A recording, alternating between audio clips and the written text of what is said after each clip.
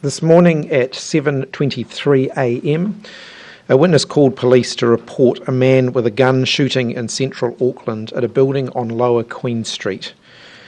At 7:34 a.m, police arrived on the scene and the Armed Defenders Squad arrived there 4 minutes later. It's with deep sorrow that I can confirm that 2 people have been killed.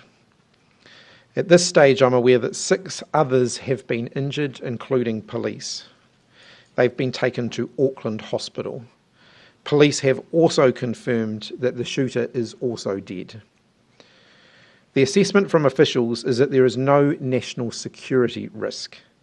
There is no change to New Zealand's national security threat level. The offender was armed with a pump-action shotgun. He moved through the building site, discharging the firearm as he went. Upon reaching the upper levels of the building, the man contained himself in an elevator. Shots were fired and he was located a short time later. Gun control does not work, and now we have a countrywide statistic to draw that inference from.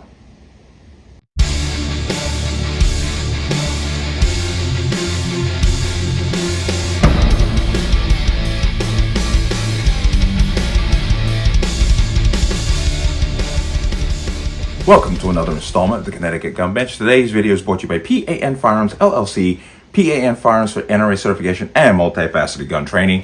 You can reach us at 203-300-6343 or use our website at www.panfirearmsllc.com. As always, there'll be a link in the description box. And if you like my channel, like my content and what I do here, you can support me with the link in the description box. Everything is appreciated.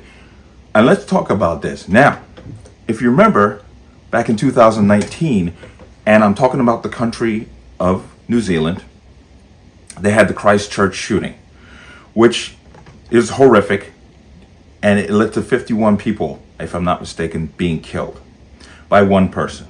A person, but once again, let's get all the details in there. A person who modified his semi-automatic rifles that he had to cause more carnage. He did not buy them in that condition. He changed them so that he could do what he wanted to do. But in response, like most backwards, just the most backwards way that most of these people go about things, is they did basically a countrywide ban on specific, what they call military style weapons.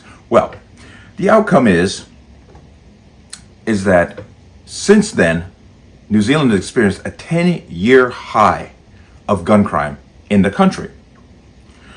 I'm going to brush on 2 things here.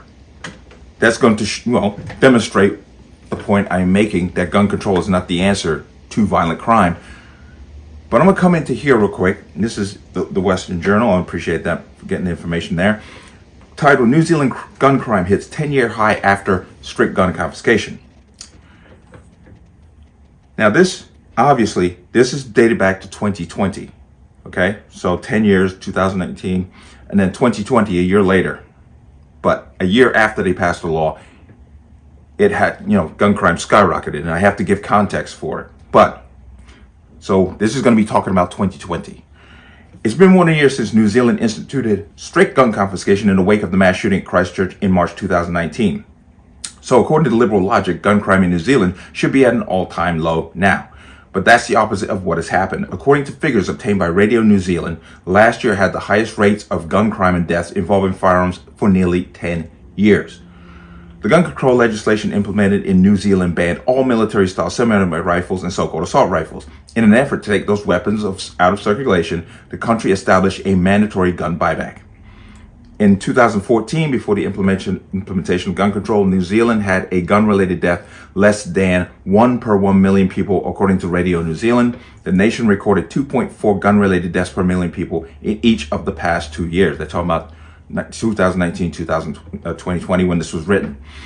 So if the goal is to reduce gun violence, gun control is an epic failure. At the very least, gun control does very little to reduce gun crime. Now, this, obviously, as I pointed out several times, has been written in 2020. Now I want to bring you up to modern time. This happened July 2023. There was a mass shooting at what I believe is a construction site by one man. It was a pump action shotgun is what he used. Okay, and of course, once again, in response, of course, the anti-gun crowd is now saying, now we need to regulate pump-action shotguns. But I want to give you some information on this here, but New Zealand shooting shows gun control fails globally. A mass shooting at a construction site in Auckland, New Zealand, Thursday. That was this was written July 25th. But that Thursday has provided plenty of evidence that gun control failure is a global problem and that gun prohibitionists can be as ignorant of firearms facts elsewhere as they are in the United States. According to The Guardian, 2 men were killed and 10 others were injured when a 24-year-old man with a pump-action shotgun opened fire. The killer was identified as Matu Tangi Matau Reed. He reportedly also worked at a construction site. 2 of the injured were police officers. It did not take long for New Zealand anti-gunners to start talking. The report said Gun Control New Zealand, defending the establishment of gun registration in the country, declared, quote, a gun registry makes firearm owners more accountable for their guns and less likely to lend a gun to their unlicensed mate or sell guns to organized crime groups. But here's the thing. This guy was not licensed to own a gun. So let's keep that in mind. Once again, they leave out very important information. But the suspect who was killed got his hands on a gun anyway, and the conversation ramped up when the gun control group asserted that pump-action shotguns are more dangerous than a bolt-action rifle.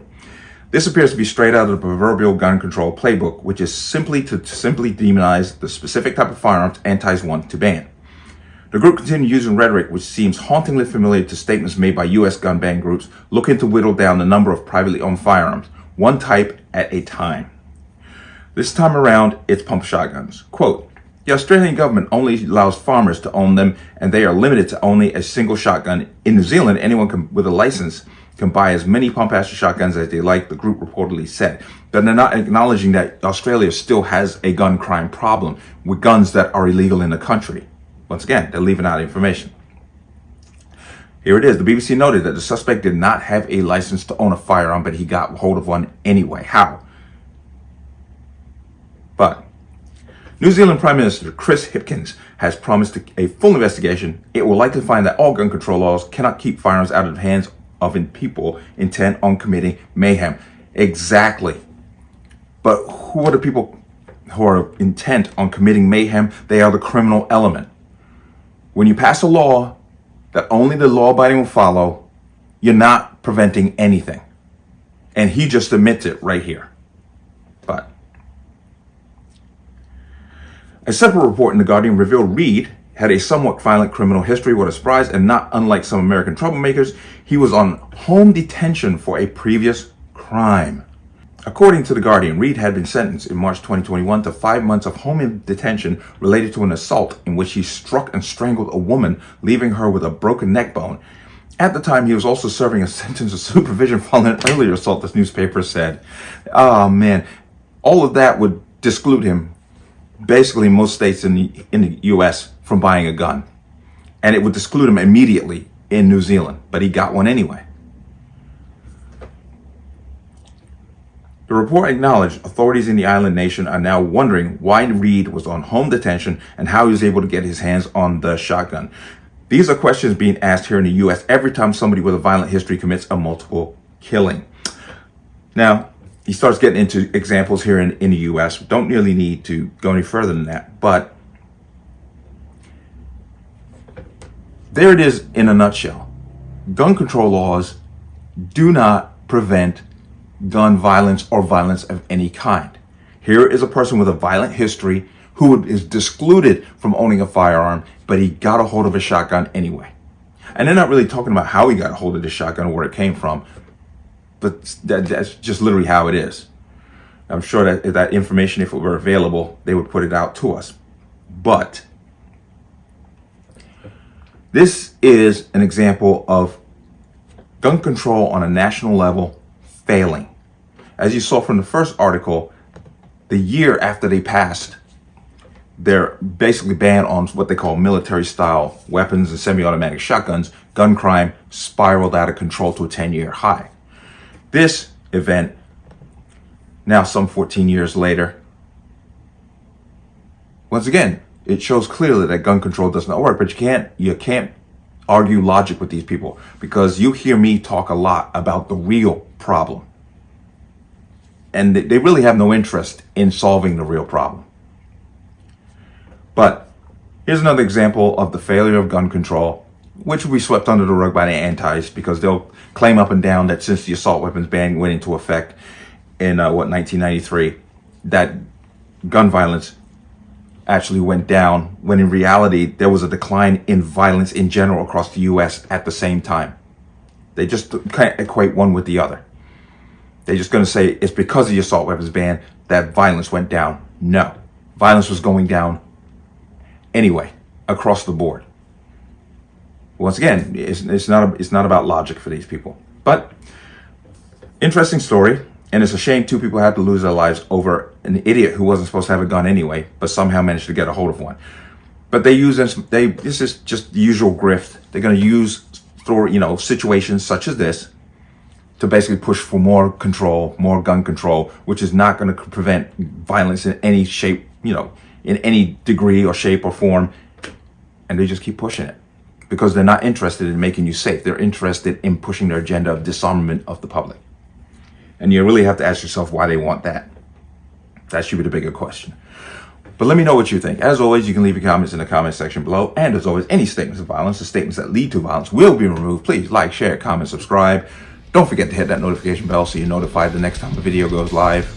I will see you on the next one. Peace.